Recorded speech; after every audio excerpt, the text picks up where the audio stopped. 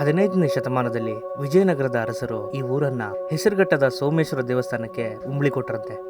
ಅವಾಗ ಇಲ್ಲಿಗೆ ಬಂದಿದ್ದ ಆ ದೊರೆಗಳು ದಾರಿ ಮಧ್ಯೆ ಪ್ರಯಾಣ ಮಾಡುವಾಗ ಇಲ್ಲಿ ವಿಶ್ರಾಂತಿ ಪಡೆದಿದ್ರಂತೆ. ಆಗ ಕನ್ಸಲ್ಲಿ ಮಾರಮ್ಮ ಪ್ರತ್ಯಕ್ಷ ಆದರಂತೆ. ಈ ಮರದ ಕೆಳಗಡೆ ಒಂದು ಉದ್ದವಾದ ಕಲ್ಲು ನೆಟ್ಟಿ ಇದೇ ಮಾರಮ್ಮ ಅಂತ ಹೇಳಿ ಪೂಜೆ ಮಾಡಿ ಹೋದ್ರಂತೆ.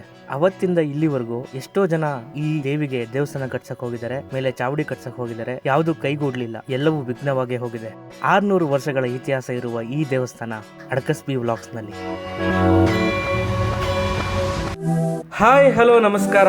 ಮತ್ತೊಂದು ದಿನ ಮತ್ತೊಂದು ವ್ಲಾಗ್ ಅಡಕಸ್ಬಿ ವ್ಲಾಗ್ಸ್ಗೆ ನಿಮಗೆಲ್ಲ ಪ್ರೀತಿಯ ಸ್ವಾಗತ. ಇವತ್ತು ಶುಕ್ರವಾರ, ಜೊತೆಗೆ ನಾಗರ ಪಂಚಮಿ. ಎಲ್ಲರೂ ಬೆಳಗ್ಗೆನೆ ಎದ್ದು ದೇವಸ್ಥಾನಕ್ಕೆ ಹೋಗಿದ್ರೆ ನೀನು ಒಳ್ಳೆ ಇನ್ನ ಅಡಕಸ್ಬಿ ಥರ ಬಿತ್ಕೊಂಡಿದ್ಯಲ್ಲೋ ಅಂತ ನಮ್ಮಮ್ಮ ಉಗುದು ಎಬ್ಬರಿಸಿದ್ರು. ಸೊ ಇವತ್ತು ನಾನು ದೇವಸ್ಥಾನಕ್ಕೆ ಹೋಗ್ತೀನಮ್ಮ ಅಂತ ಹೇಳಿ ದೇವಸ್ಥಾನಕ್ಕೆ ಹೋಗ್ತಾ ಇದ್ದೀನಿ. ಇದರಲ್ಲಿ ಏನು ಸ್ಪೆಷಲ್ ಇದೆ ಗುರು, ನಾವು ದೇವಸ್ಥಾನಕ್ಕೆ ಹೋಗ್ತೀವಿ ಅಂತ ನೀವು ಅನ್ಕೋಬೋದು. ಬಟ್ ನಾನು ಹೋಗ್ತಾ ಇರೋ ದೇವಸ್ಥಾನಕ್ಕೆ ಸುಮಾರು 600 ವರ್ಷಗಳ ಇತಿಹಾಸ ಇದೆಯಂತೆ. ಆ ದೇವಸ್ಥಾನನ ತೋರಿಸ್ತೀನಿ, ಆ ಇತಿಹಾಸದ ಕಥೆನೂ ಹೇಳ್ತೀನಿ. ಬನ್ನಿ ದೇವಸ್ಥಾನಕ್ಕೆ ಹೋಗಿ ಬರೋಣ.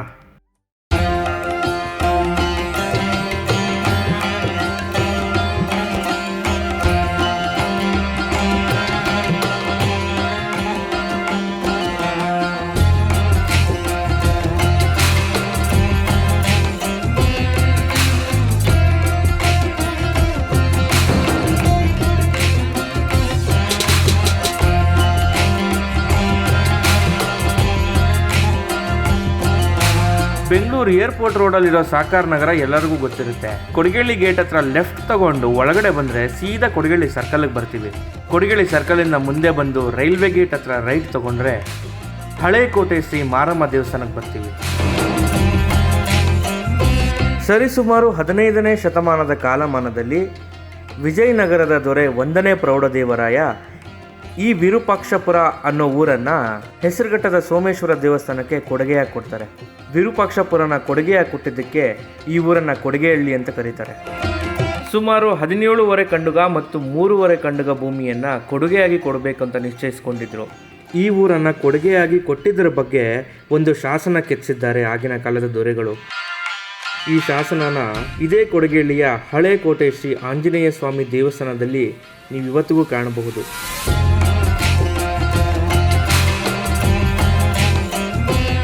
ಈ ಜಾಗಕ್ಕೆ ಇನ್ನೊಂದು ಕಥೆ ಕೂಡ ಇದೆ. ಮಾಗಡಿ ಸಾಮ್ರಾಜ್ಯದ ದೊರೆಗಳು ಈ ಕೊಡಿಗೇಹಳ್ಳಿ ಮತ್ತು ವಿರೂಪಾಕ್ಷಪುರ ಸುತ್ತಮುತ್ತ ಒಂದು ದೊಡ್ಡದಾಗಿ ಒಂದು ಕೋಟೆ ನಿರ್ಮಿಸಿದ್ರಂತೆ. ಕೋಟೆಯ ಬೌಂಡ್ರಿ ಅಂತ ಹೇಳಿ ಈ ಊರುಗಳ ಸುತ್ತಮುತ್ತ ಒಂದು ಗೋಡೆಯನ್ನು ನಿರ್ಮಿಸಿದ್ರಂತೆ. ಈ ಕೋಟೆಯ ಬೌಂಡರಿಗಳಲ್ಲಿ ಒಂದೊಂದು ಕಡೆ ಒಂದೊಂದು ದೇವಸ್ಥಾನಗಳನ್ನ ನಿರ್ಮಿಸಿದ್ರಂತೆ. ಇದೇ ಊರಲ್ಲಿ 3 ಹಳೆ ಕೋಟೆ ಹೆಸರಿನ ದೇವಸ್ಥಾನಗಳನ್ನ ನೀವು ನೋಡ್ಬೋದು. ಒಂದು ಹಳೆ ಕೋಟೆ ವೆಂಕಟರಮಣ ಸ್ವಾಮಿ ದೇವಸ್ಥಾನ, ಹಳೆ ಕೋಟೆ ಆಂಜನೇಯ ಸ್ವಾಮಿ ದೇವಸ್ಥಾನ, ಹಳೆ ಕೋಟೆ ಮಾರಮ್ಮ ದೇವಸ್ಥಾನ. ಇದು ಈ ಸ್ಥಳದ ಇನ್ನೊಂದು ಕತೆ.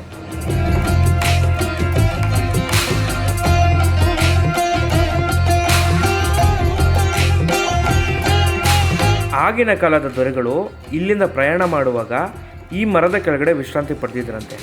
ಅವರ ಕನಸಲ್ಲಿ ಮಾರಮ್ಮ ದೇವಿ ಪ್ರತ್ಯಕ್ಷ ಆದ್ರಂತೆ. ಅದಕ್ಕೆ ಈ ಮರದ ಕೆಳಗಡೆ ಒಂದು ಉದ್ದಗಿರೋ ಕಲ್ಲನ್ನು ನೆಟ್ಟು ಇದು ಮಾರಮ್ಮ ತಾಯಿ ಅಂತ ಹೇಳಿ ಪೂಜೆ ಮಾಡಿ ಹೋದರಂತೆ.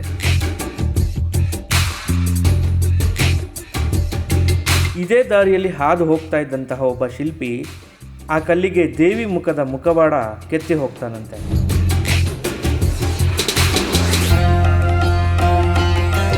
ನಮ್ಮ ತಾತ, ನಮ್ಮ ತಂದೆ, ನಮ್ಮ ಚಿಕ್ಕಪ್ಪ ಎಲ್ಲ ಹೇಳ್ತಾ ಬಂದಿರೋದೇನು ಅಂತಂದರೆ, ಸಾಕಷ್ಟು ಜನ ಈ ದೇವಸ್ಥಾನಕ್ಕೆ ಚಾವಡಿ ಕಟ್ಸೋಕ್ಕೆ, ಮೇಲೆ ರೂಫ್ ಕಟ್ಸೋಕ್ಕೆ ಅಥವಾ ದೇವಸ್ಥಾನ ಮಾಡೋಕ್ಕೆ ಹೊರಟಿದ್ರಂತೆ.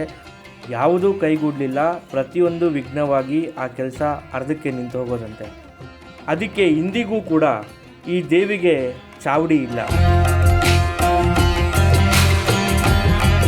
ಇದರಲ್ಲಿ ಯಾವುದು ಸತ್ಯ ಯಾವುದು ಅಸತ್ಯ ನನಗೂ ಗೊತ್ತಿಲ್ಲ. ನಮ್ಮನೇಲಿ ದೊಡ್ಡವ್ರ ಕತೆ ಹೇಳ್ಕೊಂಬಂದಿದ್ರು, ನಾವು ಅದನ್ನೇ ನಂಬಿದ್ದೀವಿ.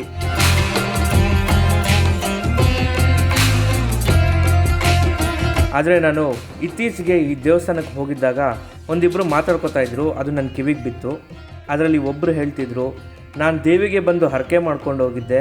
ನಮ್ಮ ಜಮೀನಲ್ಲಿ ಬೋರ್ ಹೊಡಿಸ್ತಾ ಇದ್ದೀವಿ, ನೀರು ಚೆನ್ನಾಗಿ ಬೀಳಲಿ ಅಮ್ಮ ಅಂತ ಹರಕೆ ಮಾಡ್ಕೊಂಡು ಹೋಗಿದ್ದೆ. ತುಂಬ ಚೆನ್ನಾಗಿ ನೀರು ಬಿದ್ದಿದೆ, ಅದಕ್ಕೆ ನಾನು ದೇವರಿಗೆ ಬಂದು ಸೀರೆ ಮತ್ತು ಮಡ್ಲಕ್ಕಿ ಸೇವೆ ಕೊಡ್ತಾ ಇದ್ದೀನಿ ಅಂತ ಮಾತಾಡ್ಕೊಂಡಿದ್ದನ್ನು ನಾನು ಕೇಳಿಸ್ಕೊಂಡೆ.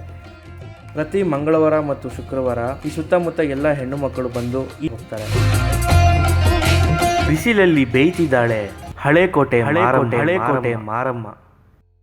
ಈ ವ್ಲಾಗ್ ಇಲ್ಲಿಗೆ ಎಂಡ್ ಆಗುತ್ತೆ. ಮುಂದಿನ ವ್ಲಾಗು ಆದಷ್ಟು ಬೇಗ ಬರುತ್ತೆ. ಅಲ್ಲಿವರೆಗೂ ಅಡ್ಕಸ್ ಬಿ ವ್ಲಾಗ್ಸ್ನ ಲೈಕ್ ಮಾಡಿ, ಶೇರ್ ಮಾಡಿ, ಇಷ್ಟ ಆಗಿದರೆ ಸಬ್ಸ್ಕ್ರೈಬ್ ಮಾಡಿ.